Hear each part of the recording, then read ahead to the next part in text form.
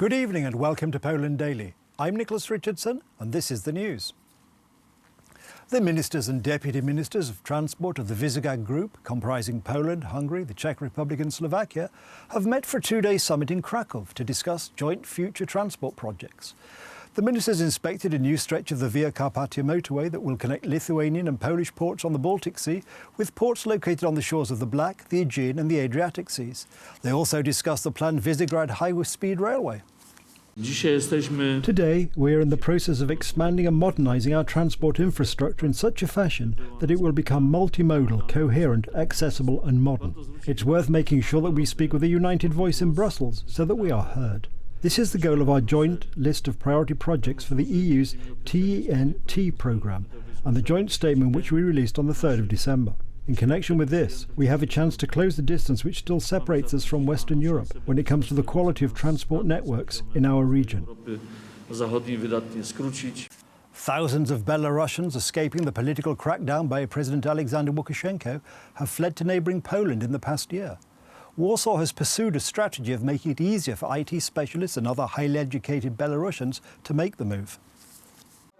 ALEKSEI and his partner Ekaterina from the city of Brest in southeast Belarus carried only small backpacks when they arrived in Poland in February. They had been among thousands of protesters across Belarus who took to the streets after Lukashenko declared victory in a disputed presidential election last August. The authorities responded with a brutal crackdown. The couple were both arrested and detained for several days. Fearing they could be arrested again, the couple left the country. I hope things will be fine at home in Belarus, and we will be able to go back. But this hope is growing dimmer every month. What will be, will be. I want to stay here, get a job and an official status. But if all is okay, it is better to return home.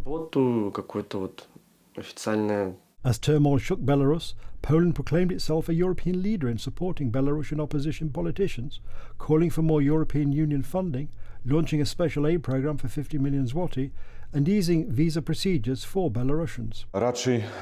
We thought it will not last long, a few weeks, a couple of months, and we will quickly go back. That's why most of us are here on Schengen visas. But we now see it is taking much longer. We hope it won't take years, but now we have had to deal with our legal status. According to the Polish Foreign Ministry and Poland's Office of Foreigners, nearly 10,000 Belarusians have applied for humanitarian visas or asylum in the past year. Bilateral talks have started between Poland and the Czech Republic on a deal to drop the Czech government's lawsuit against Poland, which was submitted to the European Court of Justice over the issue of the coal mine in Turów. The Czech side argues that the continued operation of the mine causes lower groundwater levels on their side of the border. Greenpeace and other self-described ecological organisations are now organising protests demanding that the mine, which provides Poland with 7% of its energy supply, is immediately closed for good. In February, the Czech Republic filed a lawsuit against Poland at the EU's Court of Justice, saying it violated EU law in granting mining expansion and excluded the public from the process.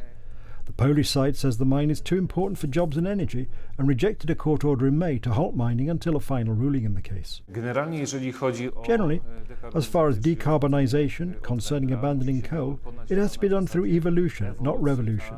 Energy transformation requires time. Turów is one of Poland's largest lignite mines.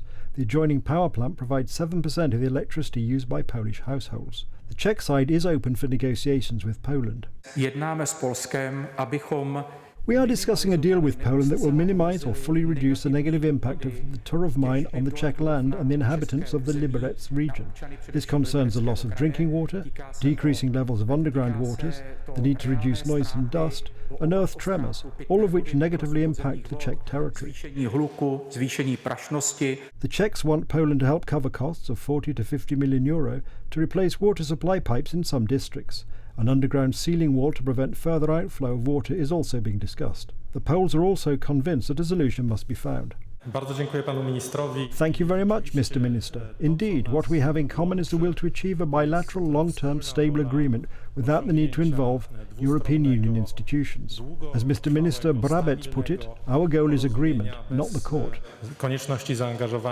Nevertheless, some Czech activists are calling for government to press for sanctions against Poland for going against the EU court order to halt the mining at Turów.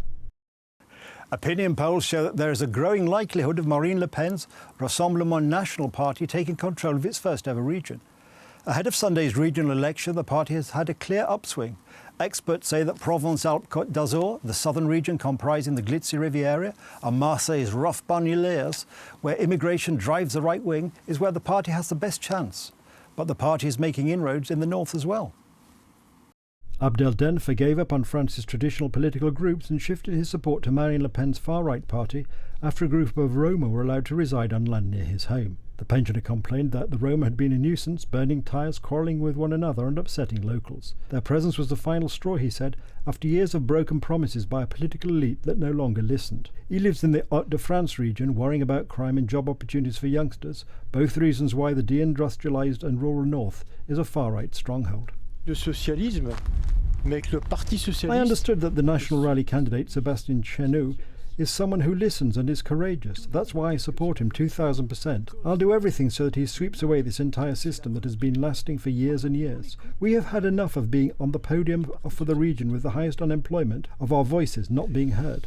Living in a region scarred by industrial decline, DENFER for years voted socialist before dallying with the centre-right. In Sunday's regional elections, he will cast his ballot instead for Le Pen's Rassemblement National party. The voters who vote for the National Rally are not demons, they're not racists. People should stop making us believe in that. That's not the case, I can assure you. That's not the case with me. For Le Pen, the vote is the test of her credibility, eating into the mainstream right's vote ahead of a 2022 presidential election. Her party's never controlled a region, which comes with multi-billion euro budgets and responsibility for economic development, high schools and transport. A lot of things have changed in 6 years since the last regional elections. I think that today, with the actions of the National Rally mayors, people realise that when we take over cities, they progress. I was seeing figures on security in Beaumont, a drop in criminality of 23.5%. And so people tell themselves, we've treated them as appalling people. When they lead a city, they end up making it better. And so let's give them the keys to the region. Polls show the party ahead in 6 regions, but likely to face a wave of alliance building and tactical voting in the second round to keep it, providing a snapshot of the frustration nationwide at rising crime, job insecurity and an aloof elite. There are a lot of people who used to not vote for the National Rally, who now vote for them, because they are disappointed with political parties. Le Pen maintains her tough stance on security, Islam and immigration, but she has softened her attacks on the EU and has dropped her call for an exit from the euro currency. In the northern city of Lille's shopping district, several young voters said their contemporaries increasingly talked of Le Pen as a serious and capable candidate. That's the news. Thanks you for watching. Stay with us for the weather, Poland Daily Business and more programmes. But from me, it's have a good night and a better tomorrow.